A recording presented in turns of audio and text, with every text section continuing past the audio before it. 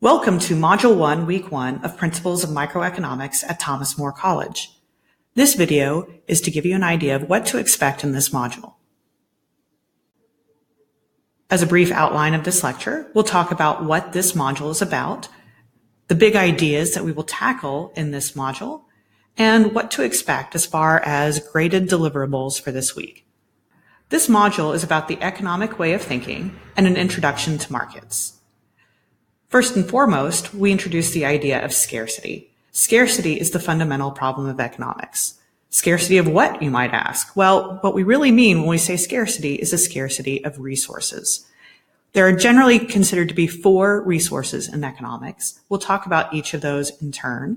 And as a quick heads up, one of those resources, capital, might be different than what you think it is.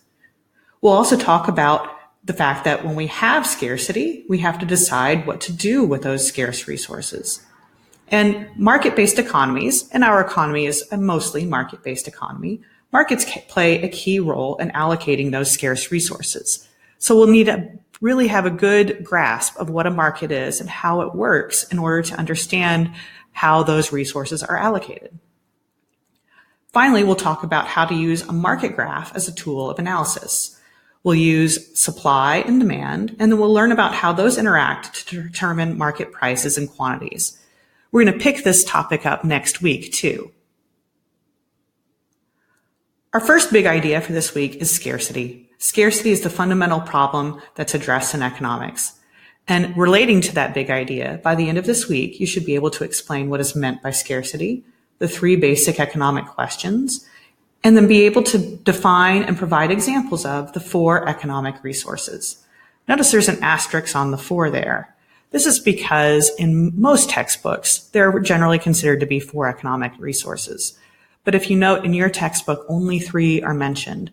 We're going to stick with the convention of 4 in our lectures and add 1 extra one to the ones that are in your textbook. Our second big idea of the week is that in a competitive market, prices are determined by the interaction of buyers and sellers. For this week, related to this big idea, you need to be able to understand what supply and demand are and describe what makes supply and or demand change and the consequences of those changes using graphical analysis. We're going to further develop that change in supply and demand next week. In terms of your graded deliverables for this week, you have 2 deliverables for each module, as well as the quiz at the end of the week. There is quite a bit of other non-graded material this week. If something isn't graded, it doesn't mean that you shouldn't attempt it. Just make sure that you turn these in by the due dates that have been assigned by your instructor.